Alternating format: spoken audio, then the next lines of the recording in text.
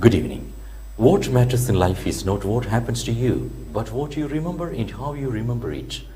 Welcome to BMC News Live in English, brought to you by Al Hilal Hospital and Medical Centers. I am Vinod Narayanan, joining you with the daily news updates. Today's headlines. Applications of civil society institutions to participate in national monitoring of elections to be submitted from October 10 to 23. Health Minister honoured by WHO Director General. Kuwait formed new cabinet, including new oil and defence ministers. UAE announced changes to regulation on employment contracts.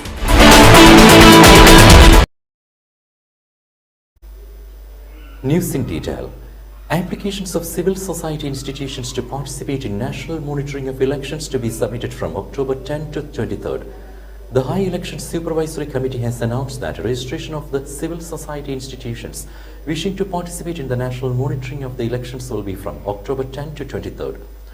Applications can be submitted on the third floor of the Ministry of Justice, Islamic Affairs and Endowments in the diplomatic area during the official working time.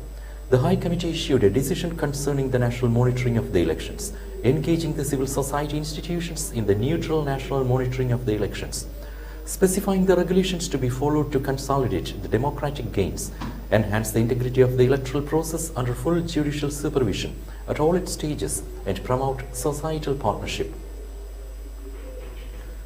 Health Minister honoured by WHO Director General. Minister of Health Dr. Jalila bin Syed Jawad Hassan has been honoured by Director General of the World Health Organization, Dr. Tedros Adhanom Ghebreyesus, for her efforts in vaccination. The honour constitutes a qualitative addition to the Kingdom of Bahrain for the presence of an expert and consultant in this field, whose membership exceeded 2 consecutive terms in the Strategic Advisory Group of Experts on Immunization of the World Health Organization, as the Minister of Health's membership period is the longest term of an expert in the WHO's Global Strategic Advisory Group of Experts on Immunization. The WHO Director General honoured a number of the committee members yesterday and praised the existence of the Minister of Health in this international committee. He lauded her contributions and efforts in various health fields, pointing out her medical role through her membership in the committee. Expatriate health checkups before contract renewal proposed. Expatriate employees could be forced to undergo medical checkups whenever their contracts are up for renewal. The new legislation is said to be debated by newly elected MPs later this year, despite the government calling for a rethink on its implementation procedures. His Royal Highness Crown Prince and Prime Minister's orders to revitalize national economy. Members of the Board of Directors of the Bahrain Businessmen Association have valued highly the orders and directives of His Royal Highness Prince Salman bin Hamad Al Khalifa, the Crown Prince and Prime Minister, to cancel the flexible work permit, scrap the system of recovering infrastructure costs related to the issue of building licenses, and develop financing solutions to provide infrastructure in the new residential areas. They affirm that the orders will reflect positively on the national economy, as well as benefit the citizens in all commercial sectors. In this regard, Bahrain Businessmen Association Deputy Board of Directors Chairman Isa Abdul Rahman affirmed that the exceptional orders have spread an atmosphere of joy and optimism across the kingdom, particularly among the affiliates of the business sector, as they pave the way for ensuring a promising future during His Majesty the King's prosperous era, supported by His Royal Highness the Crown Prince and Prime Minister. Nationality passports and residence affairs offices closed during Prophet Muhammad's date of birth holiday. Nationality passports and residence affairs today announced that its 2 offices in the security complex in Muharraq and Isa town would remain closed on Saturday, October 8th due to Prophet Muhammad's date of birth holiday. They will resume operations on Sunday, October 9th from 7:30 a.m. to 7 p.m. The NPRA reminded the public to book appointments via Mawa'id application before visiting the offices. Meanwhile, enquiries are received via information@npra.government.bh or 170-770-777. Bahrain Network won 2022 Middle East Technology Excellence Award in the Telecom Infrastructure category. Bahrain Network, the national telecommunications infrastructure company, announced winning the 2022 Middle East Technology Excellence Award in the Telecom Infrastructure category that was organized by the Institute of Middle East Excellence Award, with honors leading companies in technological innovation in the Middle East region. The award is among the most recognized awards on a regional and global scale for corporate government leaders and key decision makers. It is awarded to companies that have implemented the most innovative and successful technological initiatives and projects that provide digital solutions, services, and strategies that promote business and build modern standards of governance and institutional excellence for the region's future in accordance with international standards. The prestigious award was the outcome of BNet's efforts to achieve the separation project from Bahrain Telecommunications Company.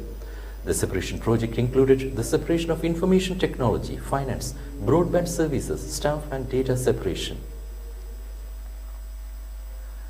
Bahrain to promote joint packages between Bahrain and Maldives in Europe. The Bahrain Tourism and Exhibition Authority has announced an initiative to collaborate with European tour operators on promoting the Kingdom of Bahrain and the Republic of Maldives as joint destinations. The announcement was made on the sidelines of the official visit of the President of the Republic of Maldives, His Excellency Ibrahim Mohammed Salih, to the kingdom. Bahrain Tourism and Exhibition Authority CEO Dr. Nasser Qaidi stated that the authority is working with 14 European holiday operators to provide joint destination packages through the national carrier Gulf Air for European travelers to Bahrain and the Maldives. Dr. Qaidi highlighted that these packages come as part of the wider Bahrain Tourism and Exhibition Authority project to promote the Bahraini tourism sector in international markets through active cooperation with the private sector. He explained that the target countries for these packages include the UK, France, Germany, Italy, and Spain. The packages will include flights as well as accommodation, with the BTEA creating a multifaceted promotional campaign to promote them. The National Health Regulatory Authority announced that Bahrain does not sell any WHO-banned cough syrups. The National Health Regulatory Authority yesterday announced that none of the contaminated cough and cold syrups banned by the World Health Organization is in circulation in Bahrain. Similar medicines marketed and locally available are not from the banned manufacturer or supplier. NHRA statement said, WHO had said that the deaths of dozens of young children in the Gambia from acute kidney injuries may be linked to contaminated cough and cold syrups. The findings, announced by WHO Director General Tedros Adhanom Ghebreyesus, followed tests on several medicinal syrups suspected of causing 66 child deaths in the tiny West African country. Tedros told reporters that the UN agency was investigating Maiden Pharmaceuticals Limited. The WHO issued a medical product alert asking regulators to remove Maiden Pharma goods from the market. Today's COVID updates. COVID updates brought to you by Al Hilal Hospital and Medical Centers.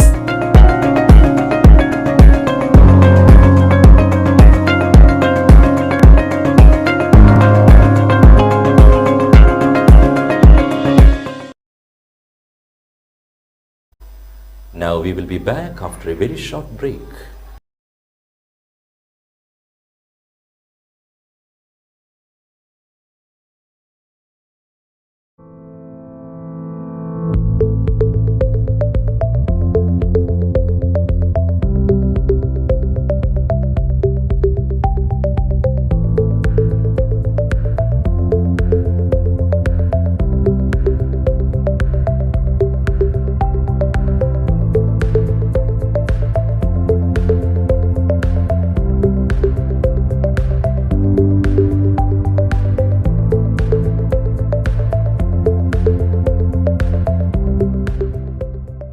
The 16th branch of Megamart and Macromart supermarkets in Bahrain has opened in Sahala.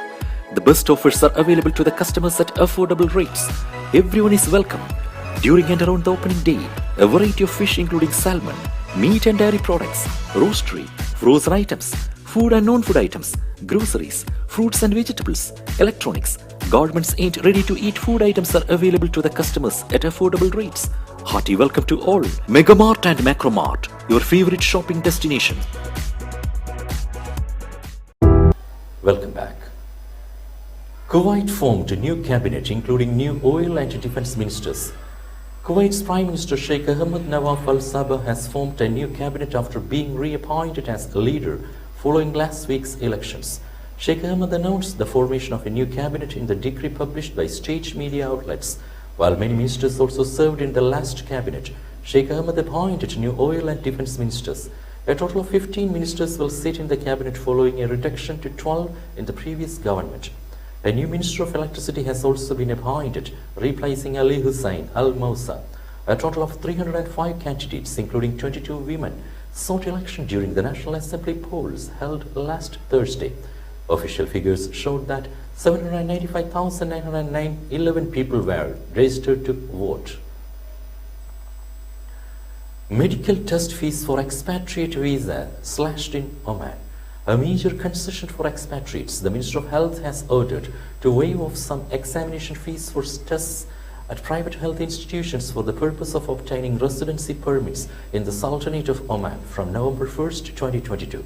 As per the new amendments, a request for examination of expatriates must be submitted through Senate offices after payment of a fee of Omani Riyal 30.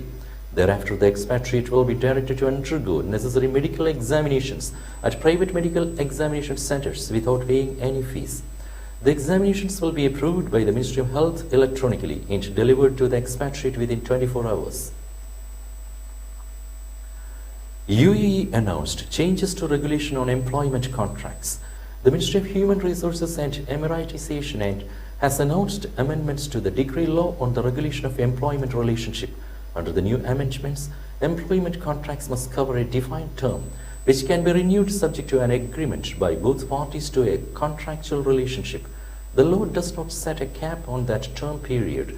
The amendment aims to protect both parties in a balanced way, advances the labor market's growth and stability, and enhances the UAE's economic competitiveness. Dr. Abdurrahman Al Awar, Minister of Human Resources and Emiratization, said, "The UAE government continues to develop regulations and laws that align with what the next 50 years of UAE's development demand. The laws and regulations support our business environment stability and improve its resiliency and attractiveness. The regulations follow the UAE's advanced developmental model and its fundamentals and principles that are built on justice, respecting human rights, and staying ahead of changes. This guarantees the UAE's continued progress, stability, and pioneering stature." FIFA World Cup new song, a collaboration of all female Arab singers, released. An array of football stars will assemble in Qatar for the FIFA World Cup, the first in the Middle East, in November, and while it promises to be a memorable showpiece, providing the soundtrack to the stellar cast would be icons from the Arab music industry. After releasing Better Together, R4 and the World is Yours to Take as part of the official soundtrack, Light the Sky is the latest to be released, and it is unique in the sense that Light the Sky is a stunning collaboration of 4 of the Arab world's most famous female singers. The spellbinding single features the haunting vocals of Emirati singer Balkis, Moroccan-Canadian sensation Noura Fatehi, Iraqi superstar Rahma Riyad, and award-winning singer-songwriter Manal from Morocco. The song's atmospheric and edgy music video also celebrates the groundbreaking inclusion of female referees at the first ever World Cup in the Middle East by featuring all 6 officials who were selected for the tournament. Thais mourn dozens, mainly kids, killed in daycare attack. Relatives wailed and collapsed in grief over the small coffins of children Friday after a fired police officer stormed in rural Thai daycare center at a nap time and massacred dozens of people. Thailand's deadliest mass killing left virtually no one untouched in the small community nestled among rice paddies in one of the nation's poorest regions. Grief also gripped the rest of the country, where flags were lowered to half-mast and school children said prayers to honor the dead. At least 24 of the 36 people killed in Thursday's grisly gun and knife attack were children, mostly preschoolers, Associated Press reported. At least 12 dead and over 30 injured in bus fire in India's Nashik city. At least 12 people died and 2 were in critical condition after a bus caught fire in Nashik city in India's western state of Maharashtra on Saturday, a police official told Reuters. More than 30 injured were being treated at the local civil hospital, while an investigation into the cause of the accident was underway, said another official at the police control room at Nashik. About 190 km north of India's financial capital Mumbai. The bus caught fire after hitting a diesel tanker, according to local media reports. Videos on social media showed the bus engulfed in a massive ball of fire. Maharashtra's Chief Minister Eknath Shinde separately announced financial support of 500,000 rupees for families of the deceased and said the state would pay for the treatment of the injured. With that, we come to the end of today's news. Stay tuned for daily news updates in BMC News Live English at 7:30 p.m. every day.